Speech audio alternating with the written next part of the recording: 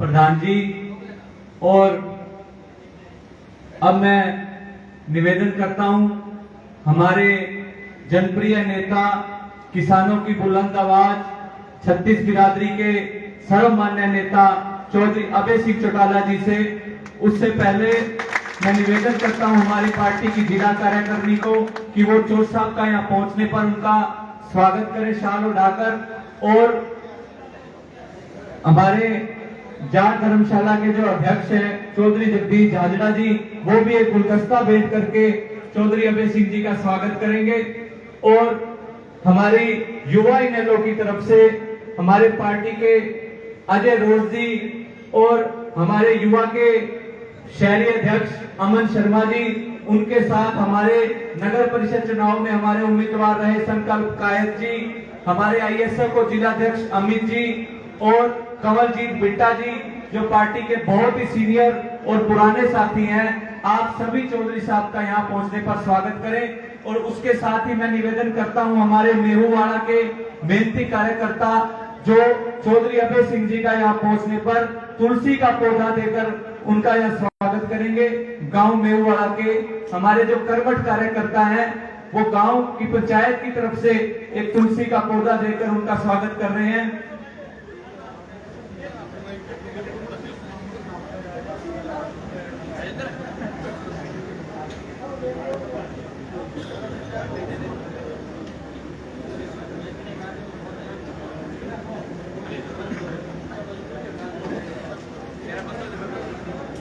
हमारे पार्टी के शहरी जिला अध्यक्ष हरबंस खन्ना जी भी यहाँ पहुंचे हैं, उनका भी बहुत बहुत स्वागत।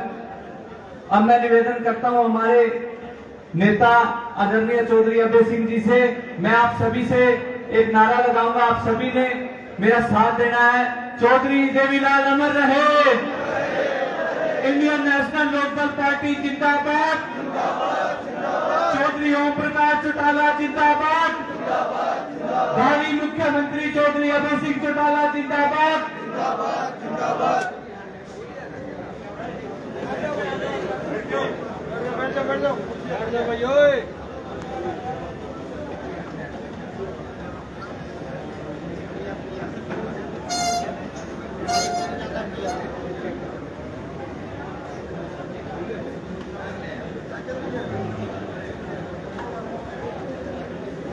आदर और सम्मान के योग पार्टी के प्रदेश के अध्यक्ष,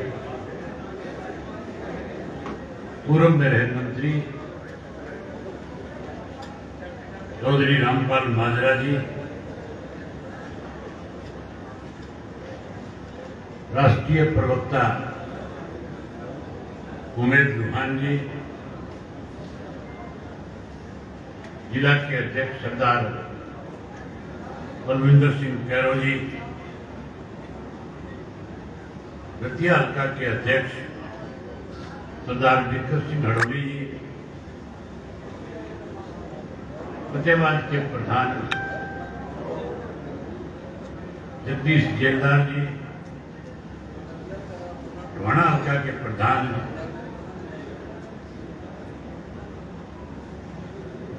प्रेम सिंह जी,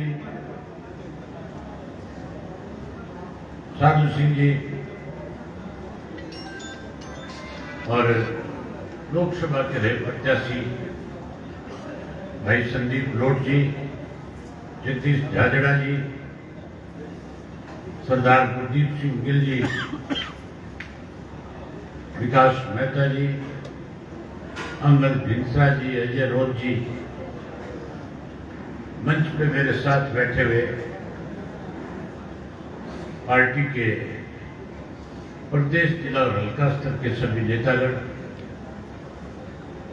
जिला फतेहाबाद की कार्यकर्ताओं की बैठक में आए हुए पार्टी के बहुत ही वरिष्ठ कर्मठ मेहनतकश कार्यकर्ता साथियों, पत्रकार छायाकार दोस्तों, मेरे से पहले लुहान साहब ने भी, माजरा साहब ने भी आपके साथ खुल करके सारी बातों पर चर्चा करी। लोकसभा के चुनाव के बाद संभावित है कि जहां कहीं 10 व्यक्ति बैठते हैं वहां इस बात को लेकर के चर्चा जरूर होती है कि लोकसभा के चुनाव में थोड़ी सी कसर रहेगी। लोगों की मंशा और इच्छा थी कि देश से भारतीय जनता पार्टी सत्ता से बाहर और इंडिया गठबंधन की सरकार बने। ये जो लोकसभा का चुनाव था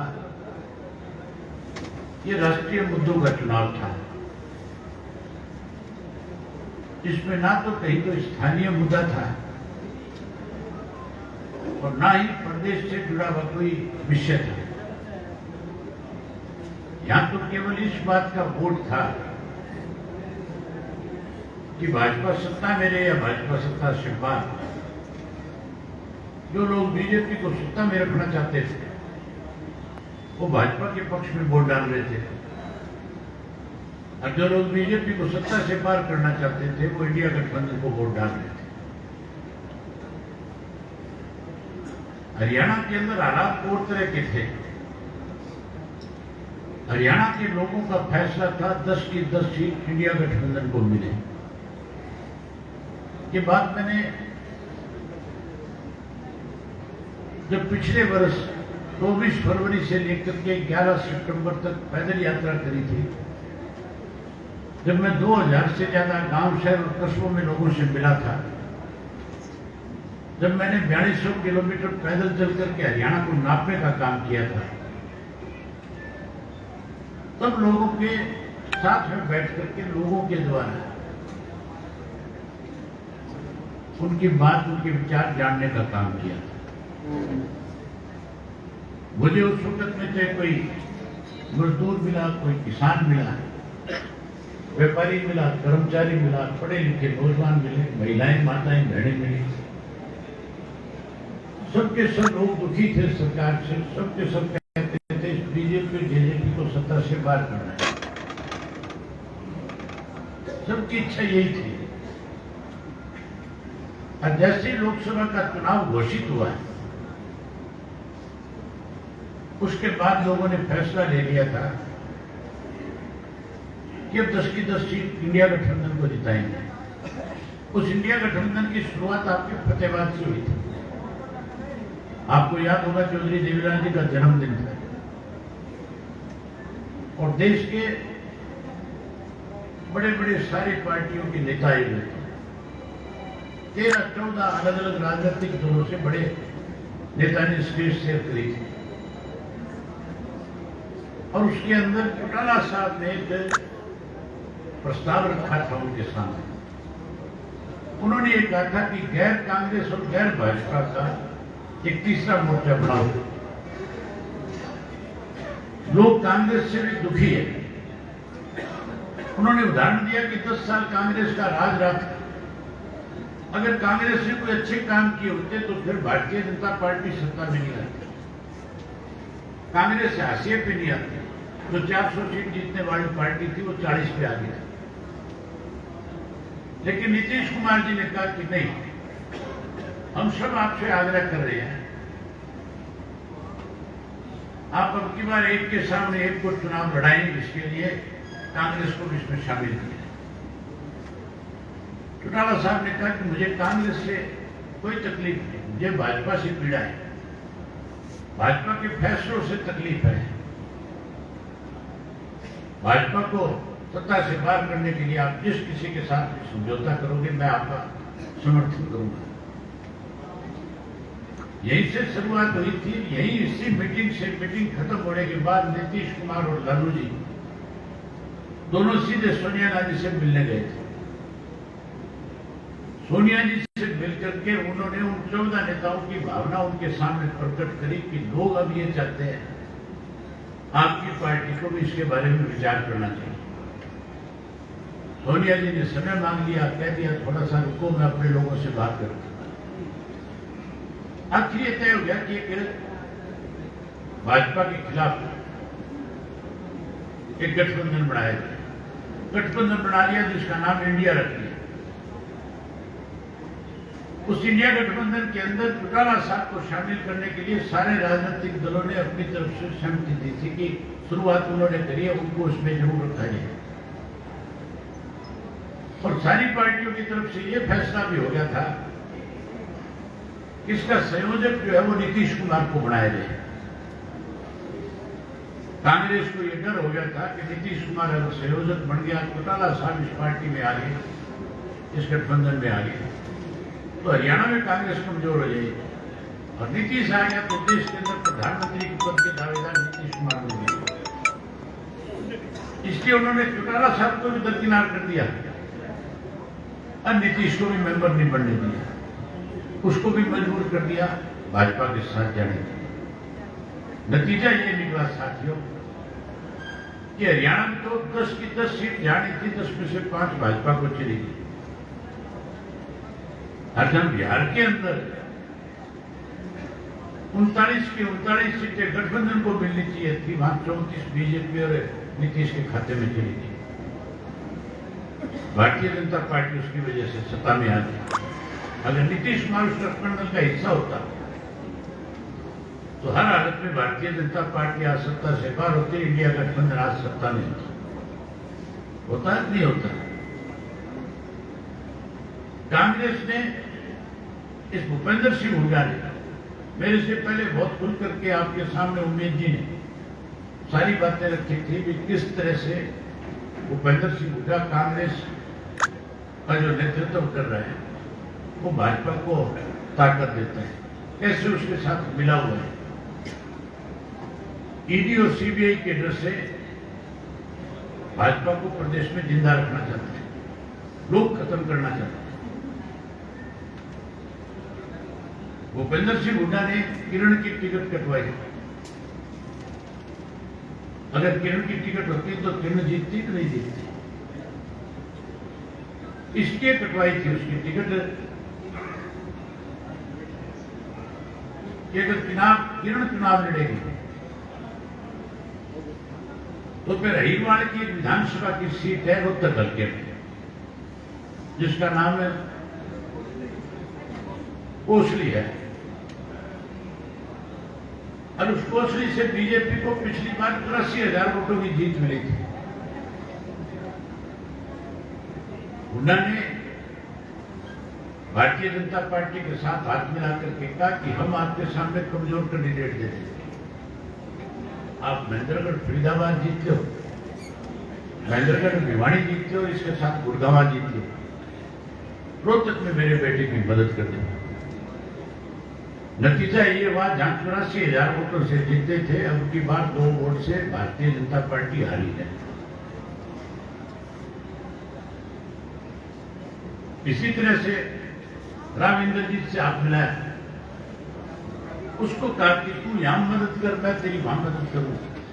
और राव इंद्रजीत सिंह के सामने ऐसा उम्मीदवार उतारा जिसका हरियाणा की जनता से कोई सरोकार नहीं, कोई संबंध नहीं है, जिसने हमेशा उत्तर प्रदेश से चुनाव लड़ा, ना राजनगर हरियाणा का रहने वाला, ना राजनगर का हरियाणा के लोगों के साथ कभी कोई रिश्ता रहा राजनीतिक, ना कभी राजनीतिक दखल रहा। केवल राव इंद्रजीत सिंह को एमपी बनाने के लिए उससे वोट कोसली के अंदर रावों के लेने के लिए, हीरों के लेने के लिए यह षड्यंत्र किया। मनोहर लाल खट्टर चुनाव जीते, इसके लिए भी वहां भी एक कमजोर आदमी को टिकट दे दी, ऐसे व्यक्ति को टिकट दी जिनका राजनीति में कहीं कोई मतलब नहीं था, कभी चुनाव नहीं लड़ा, छोटी उम्र का था, कोई तजुर्बा नहीं था। यहां तक भी करनाल मेरे पड़ोस में था, मैं कुरुक्षेत्र से चुनाव लड़ रहा था, रोज करनाल के व्यक्ति मेरे पास आते थे, मैं उनसे पूछता था कि करनाल में क्या रहेगा। वो कहते लोग तो वोट देना चाहते हैं लेकिन मांगने वाला ही नहीं है।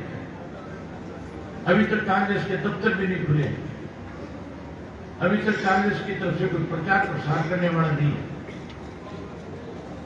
लोग क्या करेंगे, मजबूर होकर के बीजेपी के पक्ष में वोट डाल देंगे।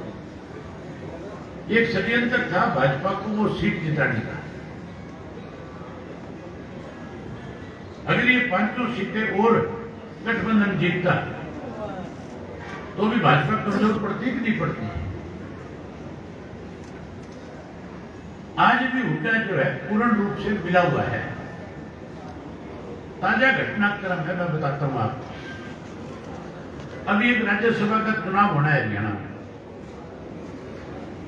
और उस राज्यसभा के चुनाव के अंदर कांग्रेस सबसे बड़ी पार्टी है। एक तरफ तो भूपेंद्र सिंह हुड्डा जो है सरकार के खिलाफ अविश्वास प्रस्ताव लाता है। अविश्वास प्रस्ताव का मतलब है सरकार गिराना,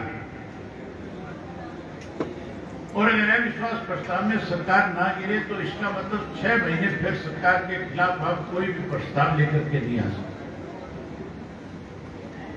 हुड्डा का सीधा मतलब था कि भाजपा की सरकार को बचाने के लिए अविश्वास प्रस्ताव ले। जब संख्या बल नहीं था, एमएलए साथ नहीं थे, तो फिर अविश्वास प्रस्ताव क्यों लेके आया? इसके लेकर के आया था कि बीजेपी की सरकार और अगले 6 महीने तक चलती रहे, गिरे ना। और उसके बाद जब अविश्वास प्रस्ताव में प्रस्ताव गिर गया, तो फिर अब जब सरकार अनपथ में आई तो सारे एमएलए को साथ लेकर के गवर्नर की चला गया। गवर्नर को जाकर के कहता है कि सरकार अनपथ में है। अखबार के लोगों के बीच में रोज ये बात करता है कि सरकार अनपथ में है। इस सरकार की जगह गवर्नर रूल लगना चाहिए।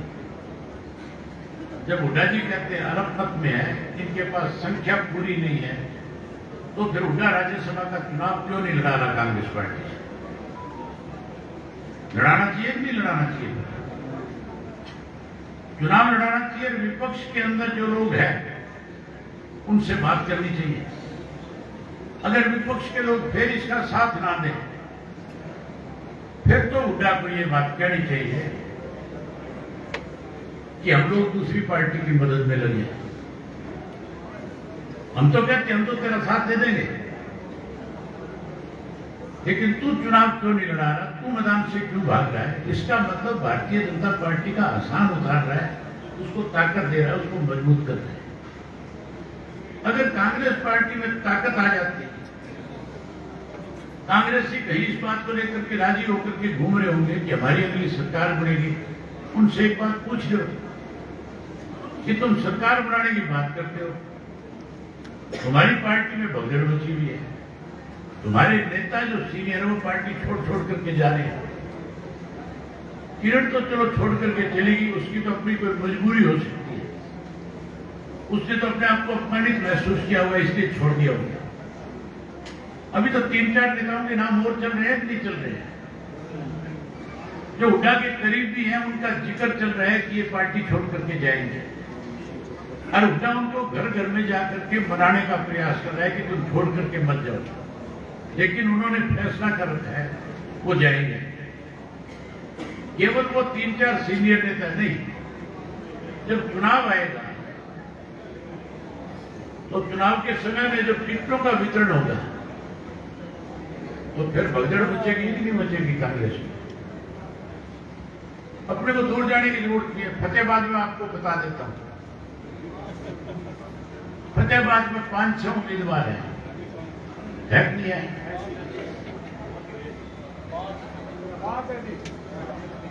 5 तो कोई थारी गिनती में है तो 10-12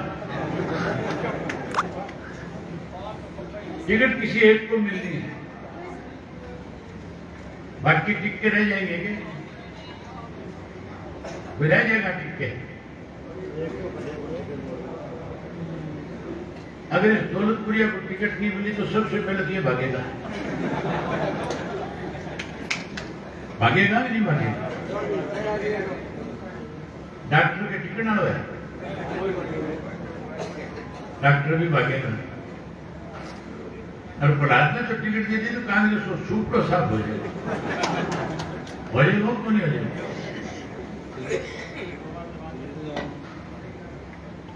इस लोकसभा विधानसभा के चुनाव का बहुत फर्क है। एक भगदड़ कांग्रेस में और बहुत जोर से मचने वाली है।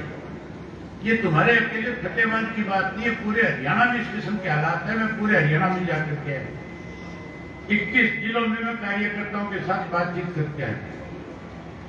जहां बैठक करके आया हूं, बातचीत कार्यकर्ताओं से करके आया हूं, वहां मैं आम लोगों के बीच में बैठ करके भी ये सारी बातें सुन के आया हूं जो आपके सामने बता रहे हैं। जब हम लोकसभा में चुनाव में वोट मांग रहे थे तो लोग बहुत खुल करके एक बात कह रहे थे, अरे बहुत दिल करता है आपको वोट देने को, लेकिन विधानसभा का जब चुनाव आएगा तब आपके एक उम्मीदवार को ज्यादा से ज्यादा वोटों से जिताने का काम करें।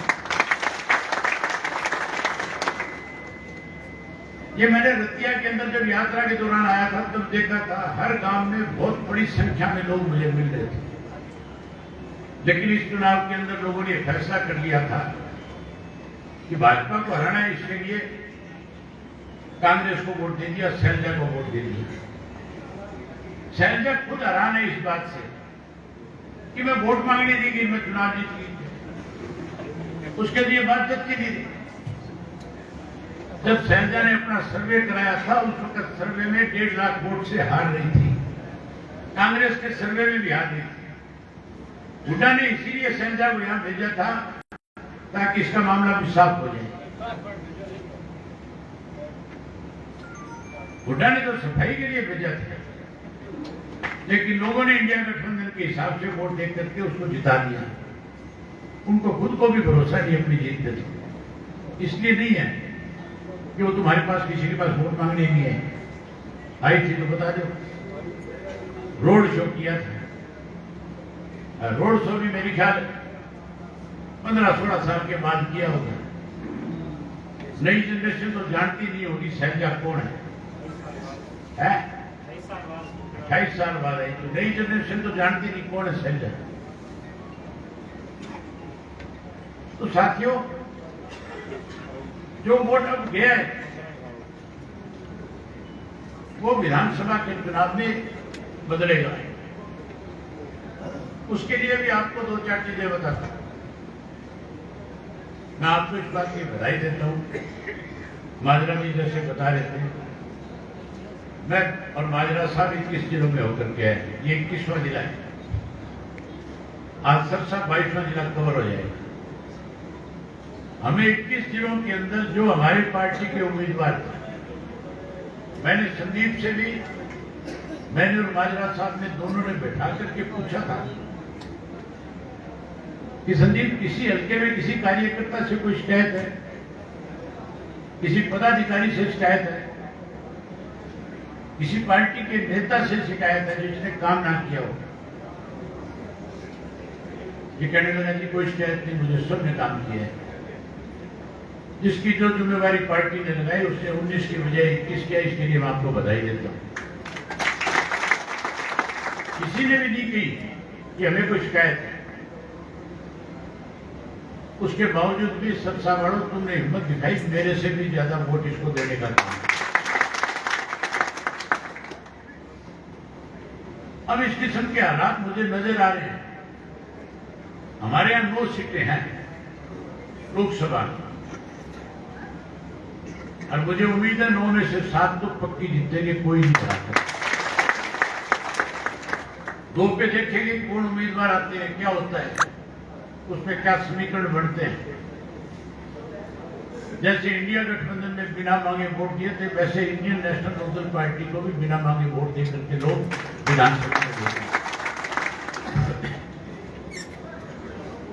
आम चुनाव में चर्चा थी इस बात की। मैं आपको बता रहा था कि उदाहरण बताता हूं आपको कैसे लोग समीकरण बदल देते हैं। 2019 का लोकसभा का चुनाव था। यमुनानगर से अम्बाड़ा की सीट से हमने एक वाल्मीकि समुदाय के साथी को टिकट दिया। यमुनानगर का रहने वाला था, यमुनानगर में डिप्टी मेयर था, अपने वार्ड के अंदर 2500 वोट से जीता था पार्टी के सिंबल पे। हमने अपने सिंबल पे चुनाव लड़ाया, डिप्टी मेयर बन गया। और डिप्टी मेयर बनने के बाद हमने उसको लोकसभा की टिकट दे दी। कहां तो 2500 वोट से वार्ड में जीता, और कहां जब चुनाव का नतीजा आया, उस चुनाव के नतीजे में केवल 1700 वोट यमुनानगर हल्के से मिले उसको। मतलब 2500 वोट से वार्ड में जीतने वाले को पूरे हल्के में 1700 वोट आए। हम सारे चिंतित थे कि विमला ने तो हमारी अपनी सीट थी, अगर वहां पे इस किस्म के हालात हो गए तो विधानसभा के चुनाव में तो नतीजे बहुत खराब आएंगे। जब विधानसभा का चुनाव 3 महीने के बाद हुआ, अपने दिलबाग को टिकट दी और दिलबाग ने जब चुनाव लड़ा तो जब नतीजे आ रहे थे तो इंडियन नेशनल लोकदल पार्टी 2 सीटों पे आखिरी राउंड तक आगे थी। या तो मैं चुनाव जीत रहा था या दिलबाग जीत रहा था, या हमारा तीसरा साथी जीत रहा था सरसा से। हम तीनों आगे चल रहे थे। मेरा चुनाव तो डिक्लेयर हो गया, इनका चुनाव डिक्लेयर होने की बजाय रोकना शुरू कर दिया, क्योंकि इनका अंतर कम था। जहां 1700 वोट आए थे वहां 62,000 वोट हमें आए। हमारा कैंडिडेट जीत रहा था, उसको जबरदस्ती हराया गया। ये सरसावाड़े के साथ हुआ, 300 कुछ वोटों से हरा दिया गया। इसी तरह से अब जब जो चुनाव होगा, लोग हर हालत में बदलाव जाएंगे। आप लोगों को लगता नहीं बदलाव आएगा? बदलाव आएगा कि नहीं आएगा? तुम सरकार बनाना चाहते हो, नहीं बनाना चाहते? सरकार बनाना चाहते हो तो फिर 3 महीने काम करो, और 3 महीने काम करके लोगों का विश्वास जीतो। लोग तैयार बैठे हैं। चुनाव के वक्त में ये मत देखना किसको टिकट मिली, आप सब मिलकर के मेहनत करोगे और पार्टी का जो प्रत्याशी आएगा उसको अच्छे मतों से जिताने का काम करोगे। आप सब आए, आपने बात सुनी, आप सबका बहुत धन्यवाद। जय हिंद, जय हिंद।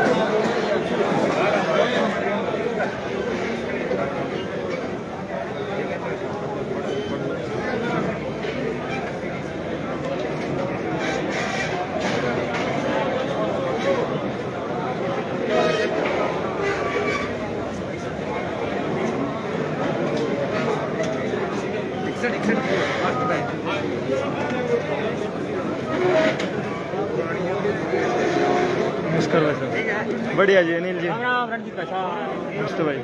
उन्नत जी नमस्कार जी।